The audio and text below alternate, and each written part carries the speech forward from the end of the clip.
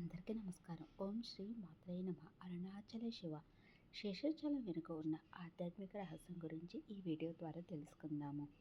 తిరుమలలో ఉన్న పవిత్ర కొండలను శేషాచలం అని పిలుస్తారు. పురాణాల ప్రకారం ఇవి సాధారణ పర్వతాలు కావు. ఇవి ఆదిశేషుని అవతారం అని విశ్వసిస్తారు. ఒకసారి ఆదిశేషుడు మరియు వాయుదేవుడు మధ్య ఎవరు బలవంతులు అనే వివాదం ఏర్పడింది.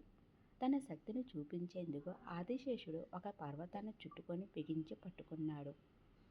వాయుదేవుడు తన గాలి శక్తితో ఆ పర్వతాన్ని కదిలించడానికి ప్రయత్నించాడు.